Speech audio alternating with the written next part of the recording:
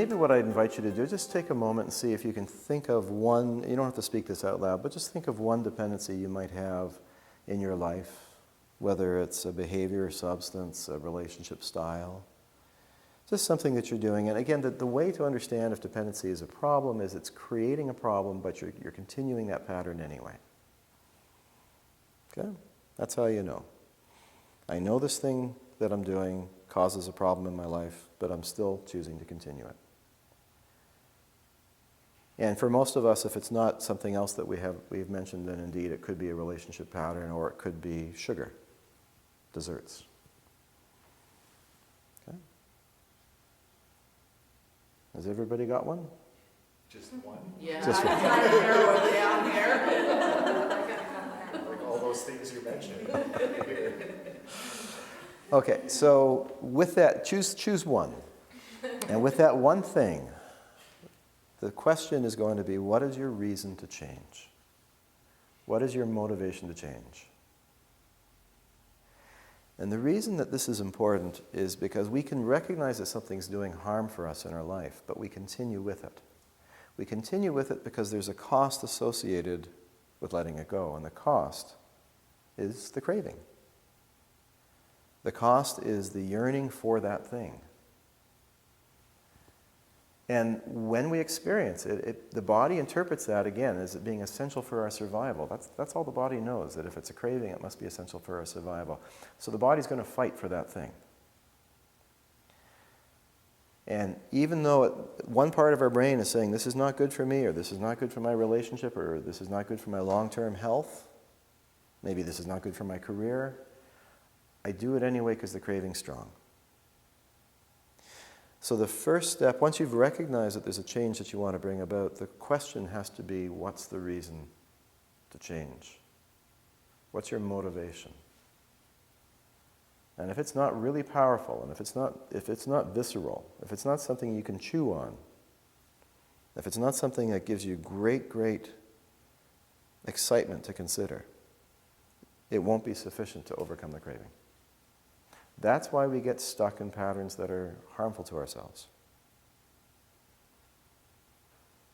So just see if for that thing that you were thinking about now, that maybe problematic behavior, can you think of one really good reason, or maybe two or three good reasons?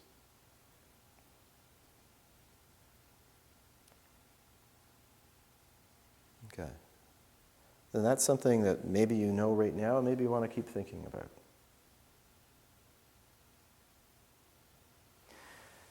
So when you have about 10 good reasons, then write them down. And keep them on a little card and keep them with you. Maybe stick them in the visor of the car, or stick them in your pocket, put them on your mirror, and remember them every day. So that when you have a craving, you'll also remember what it is that would motivate you to let the craving go. Okay? And it's a battle. Some days you'll do better than others, but that's a good start. So the next step then about the behavior, let's see if I can just pick an example of a relatively benign one. Let's assume that I am addicted to running. Let's just make that up, okay?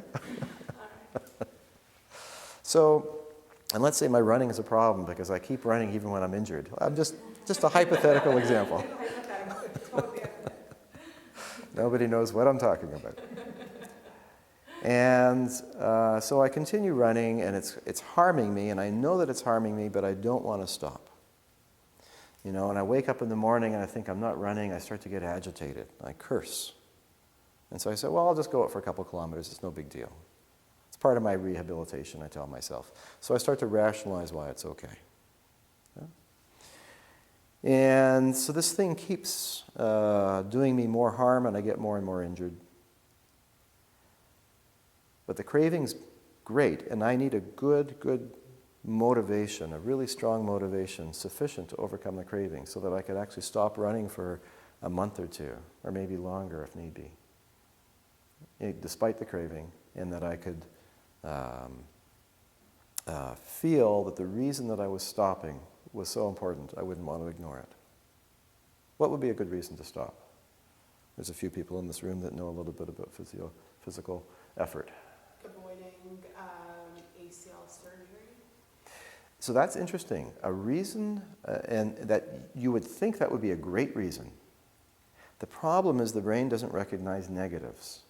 I won't actually be motivated by a desire to avoid something.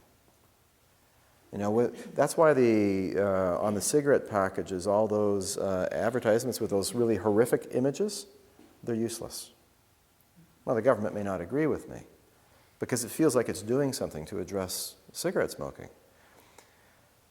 But the brain, as a motivation, when the brain's looking for motivation, it will only look for a positive. It doesn't understand negative. So I need a positive image. Instead of avoiding ACL surgery, what would I benefit from? What would be the positive outcome from not running? Healing. Great.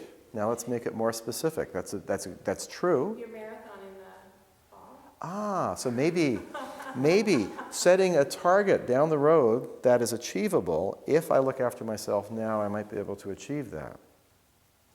Good. Maybe I want to think of Ed Whitlock, who was running to age 92 before he passed away recently, and he holds world records for all his times at various distances. Maybe I want to think of that idea of being somebody who can run into my 90s. And the motivation then to take a break now is so that I can be running for decades yet to come. That's a good example. Okay?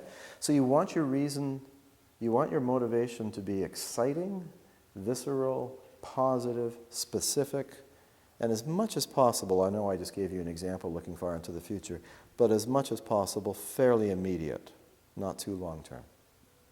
Okay?